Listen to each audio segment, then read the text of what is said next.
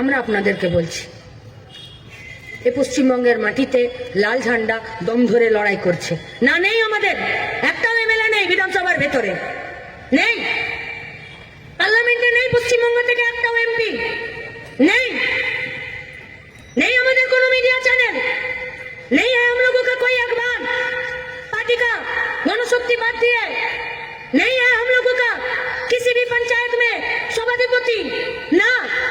नदिया ताहिरपुर छाड़ा कोनो पंचायत सीपीएम एर पक्षे नहीं, कोनो पौरसभा नहीं, किंतु रास्ता किसी का बाप का नहीं है।